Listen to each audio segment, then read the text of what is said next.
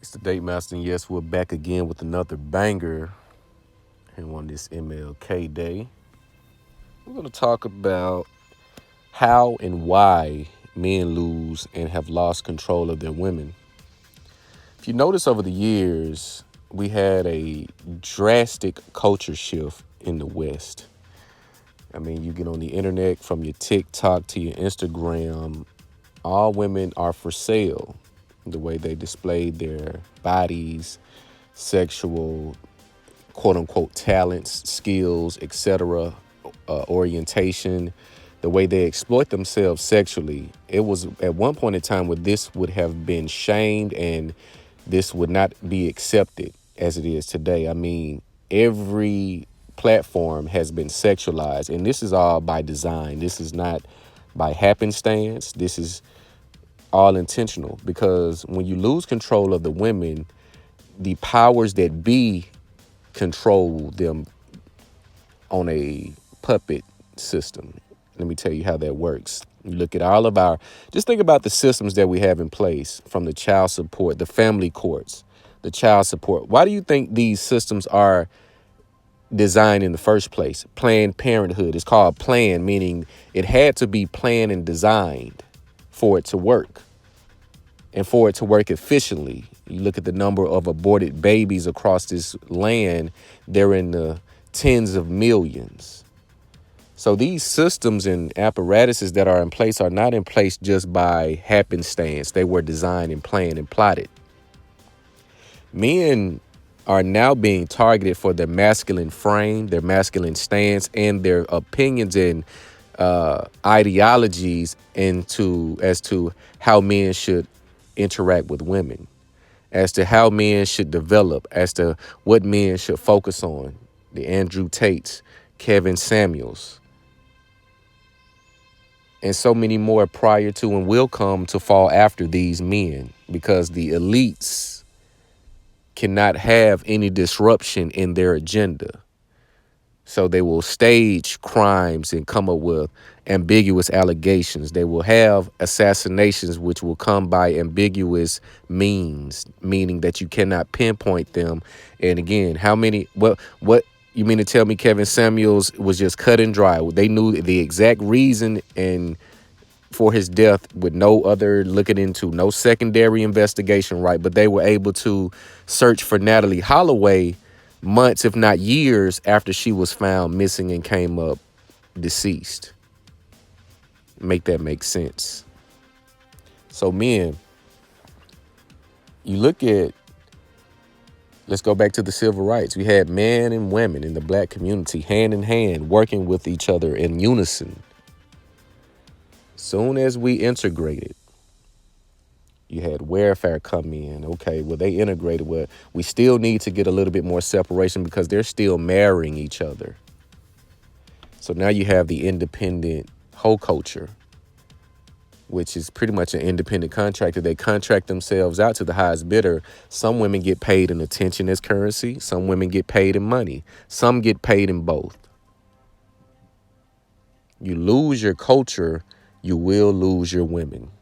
I don't know if you saw the episode on Fresh and Fit, and shout out to Saint in the Center. He spoke with the woman who was Bangladeshi, talking about she comes from a Muslim background, but yet does not practice anything that she was taught as a child due to her father moving to, of all places in the U.S., Miami, Florida.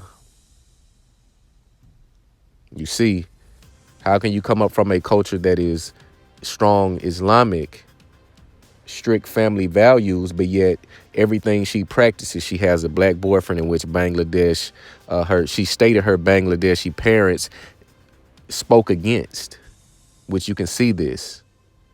As a lot of other cultures, they do not want their non-black daughter to come home with a black husband or boyfriend.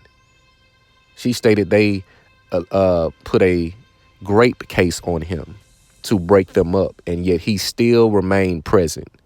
Oh, he's a fool indeed, and she will more likely leave him. But this goes to show you, when you infuse your culture with other cultures, or if you lose the culture that you embedded in your woman, and in your children. They will eventually be overthrown or taken by the dominant culture. And what is today's dominant culture in not just the black community, but in the West in general, is whole culture. Independent woman culture. I don't need a man culture. The toxic masculinity culture. Meaning everything a man says that stands in his pro man is toxic and not credible. You notice that? Everything that is pro man and pro masculine is toxic. Yet who lead the worst statistics in the land? But we won't go into that now, will we? If you lose your culture, more likely you're going to lose your woman. Now, culture goes beyond just a broad spectrum as far as how we operate in this land. You also have a subculture. You have hip hop. You have pop. You have emo. You have a lot of these cultures, but the culture that is not discussed on a mainstream level is family culture. You have corporate culture. You go into certain jobs, they have a green. I used to work for one. They say we are a green company, meaning you cannot smoke on the premises. You have to wear a certain attire. You have to present yourself in a certain manner. You have to handle problems in a certain manner. That is the culture in which they created in that company. Some companies are a little bit more loose. You can come with the tattoo sleeves. At one point, it was frowned upon to go in interviews with tattoos. Now they opened that up when the world became liberated. You can come in with tattoos all across the chest, sleeves, etc. But getting into the family culture, when you create a culture within your family as the father, weak fathers create weak children. That's just what it is. This is why they have these terms, these phrases called equally yoked, meaning my woman and myself, we have like values. If you're with a woman and she doesn't have the same values that you have, it's more likely going to crumble. If she doesn't have the same practices and behaviors and disciplines that you have, because your woman is a reflection of you. That is why it's a lot of men. See, they have this narrative that there are no good men left in all of these. I'm going to get into another video today, and it's going to break down the delusional tactics of the modern woman and how they manipulate men into being docile and weak. I'm going to get into that later today. But if you have a weak father who has not created a culture, then the world is going to raise that man's child. For the most part, they're not going to raise them, but they're going to impute their values in which they want it to operate by. They're going after your kids, are they not? Are they not teaching kids about LGBTQ ideologies because they still have a malleable mind, because they still have an impressionable mind, which is why they're starting early now. If you don't create a certain culture and a firm culture, and we have in the black community, we have a cutoff. When you're 18, you get out and go do what you want. Knowing that you did not raise these children, you only maintained them. You only kept them clothed and groomed. You did not raise them. You did not put certain values. You did not show them discipline. You did not show them how to maneuver the world. You raised them off the world that you came from. You molded them off the world that you knew to be, not knowing that the world was ever changing. Because when they were a child, they noticed that the change happened when they became an adult and had children. So why would they continuously raise children on old values and old standards? Just look at the children. The last should be the best model. It's like you look at a car assembly line. The 2019 Benz, it's not going to touch the 2023. The 2005 Benz is not going to hold a candle to the 2023 Benz. So ask yourself, why are the children not upgrading every time they're born? Why are the children getting worse and worse? It's because the parents have gotten lazy. Because they still want to do what they want to do. They still want to get a night out. They still want to have a break, which is usually on the weekends. You got these Women running around, ask them, well, what does your dad think about that? They don't really give a damn what their dad thinks because their dad was more likely weak. I tell you, most women pick fathers as a billfold and a dildo. You're a billfold and a dildo. This is why we have the chaos that we have today. Because there is no structure. There are no rules. There are no guidelines. There are no stern fathers in the home laying down the law.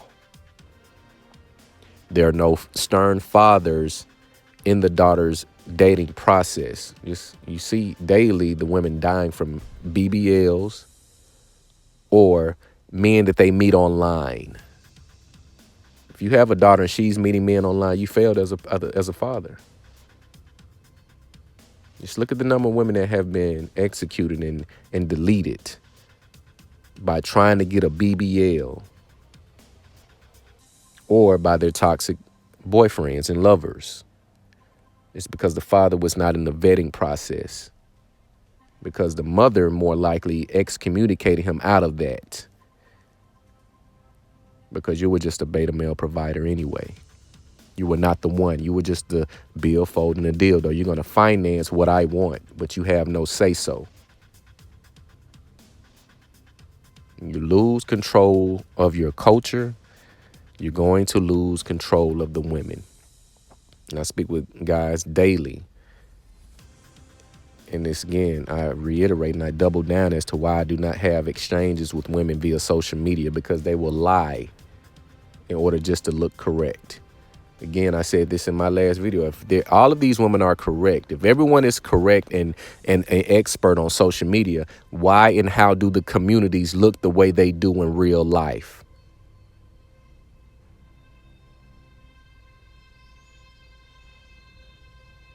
They're too delusional to discuss, because they'll be damned if they look crazy on their own page on the internet, because they created a certain brand for themselves that people have adopted and have bought into. So they'll do anything to protect that brand, that social media brand, that farce, that fake delusional brand that they live in their own heads. But you guys let me know what you think about this video. Like, comment, subscribe. It's the Date Master.